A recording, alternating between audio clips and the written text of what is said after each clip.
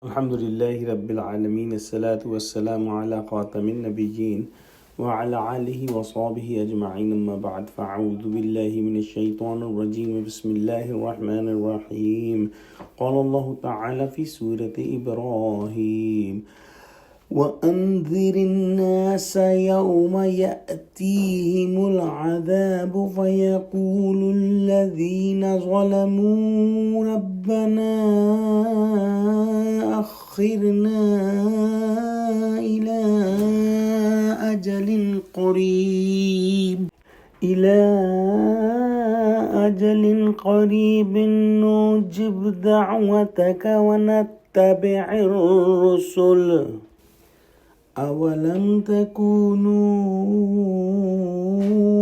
أقسمتم من قبل ما لكم من زوال.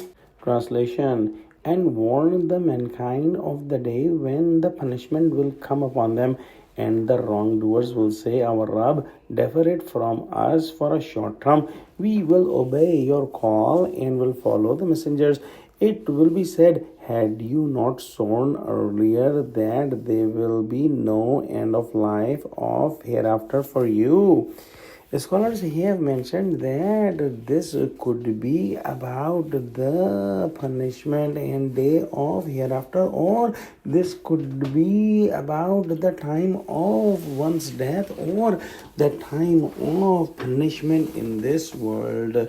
If this is about the time of the punishment in this world or the death in this world, and people are seeing the difficulties of the death and time of death, then it means that they are saying it and asking some more days in the life and making promise that we will correct our faults and we will accept the invitation of the prophets and we will be doing good deeds. If this saying of the disbelievers and transgressors is in the day of judgment, then it would mean that, oh Allah, give us some time in the world and send us back in the world and see that how good our behavior will be. Wallahu a'lam. The answer will be given that your request is turned down and you are not granted what you are asking, because are you not the same who were so arrogant and denying everything with their tongues and with their actions and saying, by swearing that no such day of resurrection or no such day of punishment is going to come. Now the day that you are denying is come and you will have to face it. There is no return back from this. You used to make false claim that your condition will remain the same and you will not be in a situation where you will be faced with the punishment. Now it's the time to face the consequences of your false claims.